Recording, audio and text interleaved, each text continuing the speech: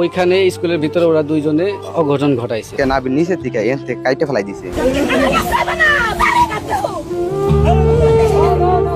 গত 10 জুন সারাইল উচ্চ বিদ্যালয়ের শ্রেণীকক্ষে দশম শ্রেণীর ছাত্র আলিফ ও অষ্টম শ্রেণীর ছাত্রী মারিয়া মাহির আপত্তিকর আচরণের ভিডিও ধরা পড়ে স্কুলের সিসিটিভি ক্যামেরায়। স্কুলে ওই ছেঁড়া হাতে সমস্যা হয়েছিল, সিসি ক্যামেরায় ওই ধরছে। এক পর্যায়ে ঘটনাটি জানাজানি হলে বিদ্যালয় কর্তৃপক্ষ 15 জুন দুই শিক্ষার্থীকে স্কুল থেকে টিসি দেয়। স্যাররা সিসি ক্যামেরা ফুটেজে কি দেখছে সেইটার ভিত্তিতে স্যাররা ওদের অফিস রুমে ডাকায় নিয়ে ওদের ভয়ভীতি দেখাইছে। অফিস রুম আটকায় দরজা আটকায় নিয়ে ওদের ভয়ভীতি দেখাইছে।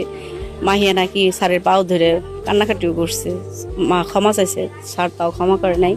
ওদের ভয়ভীতি দেখায় বলছে টিসি দিয়ে দিমু, ওদের স্কুল থেকে দূর দূর করে বের করে দিছে। টিসি পাওয়ার পরপরই আলিফ বাড়িতে ফিরে গেলেও মাহি আর বাসায় ফেরেনি।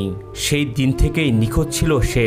পরিবারের সদস্যরা বিভিন্ন স্থানে খোঁজাখুঁজি করেও তার কোনো সন্ধান পাননি।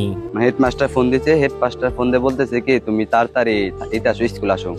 আমরা স্কুলে গেছি, স্কুল তারপরে বলতেছে তোমার মেয়ের টিসি দিছি, এখানে সই করো, সাইন দাও। তা আমরা সাইন দিয়ে বলছে ওখানে একটা পোলা আসলো, যে পোলার সাথে সম্পর্ক আসলে পোলাটা আসলো। পোলারা থাকার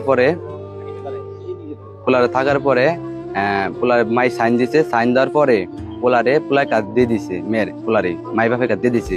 আমার মামাতো বোনটা আমরা বললাম স্যার ডে আমার মামাতো বোনই কই আছে। মামাতো বোন বলছে, টিচার বলছে তোমার মামাতো বোন তোমরা খুঁজে নাও গে, আমরা জানি না, তোমরা খুঁজে নাও গে।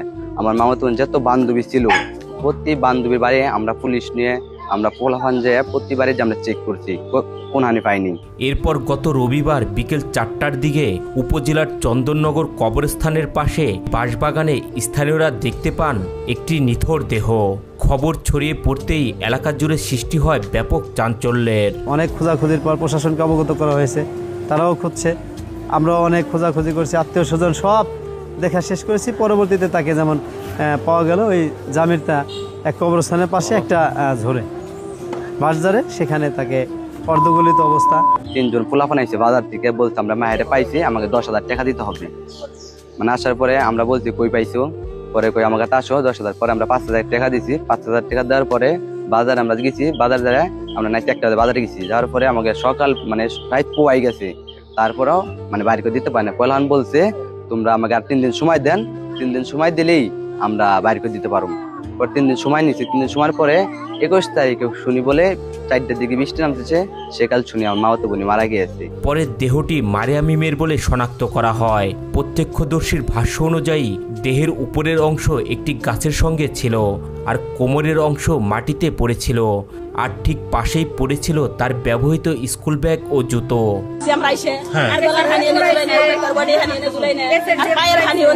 কিন্তু ওর হাতে চুলো নাই, কোনো মাংস নাই, মুহি কিচ্ছু নাই, খালি আটটা আছে, আটটায় মাছ দিলে নাইছে, হাতের তালেটা বোঝা যায়, আর কিছু বোঝা যায় না।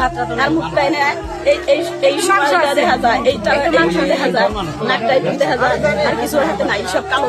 মাথার চুল্লি শুই না, এই গাছের সাথে বাইরে রয়েছে। এখানে ঝুলাই না দেখছি মানুষের কোনো কিছু আছে মানে এতে কাইটে ঝুলাই ফেলাই দিছে। এখানে ঝুলাই না ছিল, খালি মাথার খুলিটা খালি, আর বোরকা যে একটু বোরকা দেয় ঢাকা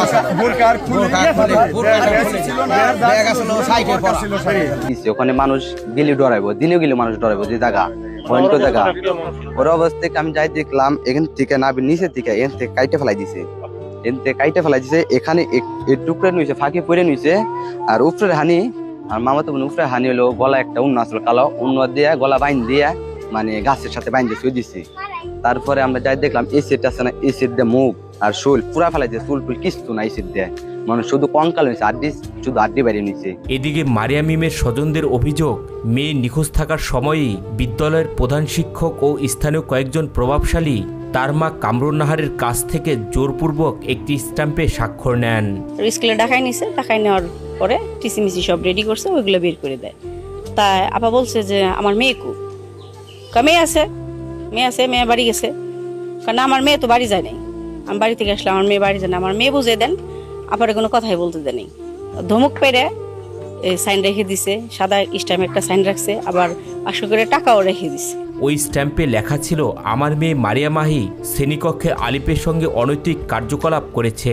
বিদ্যালয় থেকে তাকে ছাড়পত্র দেওয়ায় আমার কোনো আপত্তি নেই। আমি স্বেচ্ছায় ও সজ্ঞানে এই অঙ্গীকারনামায় স্বাক্ষর করিলাম। স্যারের গাফিলতিটা হচ্ছে স্যার তার নিজের হেফাজতে না রেখে উল্টো খারাপ ব্যবহার করে তাদেরকে দূর দূর করে স্কুল থেকে তাড়িয়ে দেয়। টিসি দেওয়ার আগে তাদেরকে স্কুল থেকে তাড়িয়ে দেয়। টিসিটা দেয় তার মাকে, আসলে টিসিটা দেবে মেয়েকে, কিন্তু তারা টিসিটা দেয় মাকে। মেয়ে হারায় গেছে আর সে টিসি দিতেছে মাকে, তার কাছ থেকে বংশই। অন্যদিকে মাহিয়া মাহির দেহ উদ্ধারের পর ক্ষোভে ফেটে পড়ে পুরো এলাকাবাসী। তারা এই ঘটনার সঙ্গে জড়িতদের দৃষ্টান্তমূলক শাস্তির পাশাপাশি বিদ্যালয়ের প্রধান শিক্ষকের ভূমিকাও তদন্তের দাবি জানান। স্যার যেটা করছে, মেয়েকে ছেড়ে দিছে এই নরপিশাচদের হাতে, আর সে তার মতো আর কি। তার এইটা আসলে আমরা অ্যাকুরেট ভাবে বলতে পারবো না, কিন্তু অনেক জায়গা থেকে খবর আসছে যে ওরা 4 জনে নাকি ঘুরছে, 2টা বান্ধবী আর 2টা বন্ধু। ওরা সারাদিন 11টা-12টা পর্যন্ত ওই রাস্তা দিয়ে ওরা অনেক ঘোরাঘুরি করছে। তো পরবর্তীতে ওরা আবার এক বান্ধবীর বাসায় যায়, কাইলেন্দি ওর বান্ধবী। ওই বান্ধবীর বাসায় থেকে 3টার আগে একটু আগে ওরা বাজারে আসে। বাজারে আসার পরে ওরা বাজারের এই আপনার উত্তর পশ্চিম কর্নারে ওরা দক্ষিণ পশ্চিম কর্নারে ওরা দাঁড়ায় মাঠে। তো এই মাঠে দাঁড়ানোর পরে ওইখান থেকে ছেলের মা দেখে ওই দিক থেকে আসতেছে, ওই পাশেই তাদের বাড়ি, ওই পাশ থেকে আসতেছে, ওর মার সাথে নাকি চলে আসে। ঘটনার পরপরই পুলিশ প্রধান শিক্ষক এবং অভিযুক্ত আলিফ সহ 8 জনকে আটক করে। ইতিমধ্যে ঘটনাটি ঘিরে শুরু হয়েছে তদন্ত। এটা পরিকল্পিত হত্যা হয়েছে। অবশ্যই যে হত্যা হয়েছে এটা আমরা একেবারে খুবই মর্মাহত এবং শঙ্কিত, কারণ বর্তমানে আমরা নিরাপত্তাহীনতায় ভুগছি। আমরা কেউ মনে করছি আমরা সাধারণ জনগণ কেউই নিরাপদ না। আমরা সরকারের কাছে আবেদন করছি, আমরা এর থেকে পরিত্রাণ চাই। যদি আমরা এরকম হতেই থাকে তাহলে আমাদের বাচ্চা, একটা ছেলে একটা মেয়ে, কিভাবে আমরা তাদেরকে স্কুলে পাঠাবো? আমরা তো খুবই ভয়ে আছি। আমি প্রশাসনের দৃষ্টি আকর্ষণ করছি এবং সরকারের দৃষ্টি আকর্ষণ করছি, যাতে এরকম যারা করে তাদেরকে ধরে নিয়ে সর্বোচ্চ শাস্তির ব্যবস্থা করতে হবে এবং জনসম্মুখে, যাতে আর ভবিষ্যতে এরকম ঘটনা না ঘটে। এদিকে পুরো এলাকা জুড়ে নেমে এসেছে শোকের ছায়া। স্থানীয়দের দাবি, ঘটনার সুষ্ঠু তদন্তের মাধ্যমে প্রকৃত সত্য উদ্ঘাটন করে দোষীদের আইনের আওতায় এনে কঠোর শাস্তি নিশ্চিত করতে হবে। 7 দিন ধরে একটা মেয়ে নিখোঁজ, 7 দিন পরেও তারা মরদেহ খুঁজে পায় না। আর মরদেহটা কিন্তু পুলিশ খুঁজে পায় নাই। মানে কি পরিমাণ বাজে ল সিস্টেম হলে একটা মেয়েও বাংলাদেশে সেফ না। যেখানে 8ম শ্রেণী পড়ুয়া একটা শিক্ষার্থী মাহিয়া, মানে তার এত মর্মান্তিক মৃত্যু হয়, তাহলে এখানে আমরা সেফ থাকবো, তাহলে আপনার কি হয় গ্যারান্টি দিতে পারে?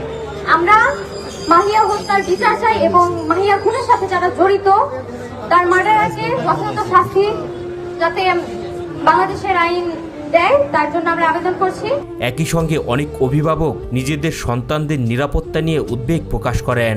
তাদের মতে এই ঘটনার পূর্ণ সত্য উদ্ঘাটন না হওয়া পর্যন্ত সমাজের অনেক প্রশ্নের উত্তরই অজানা থেকে যাবে।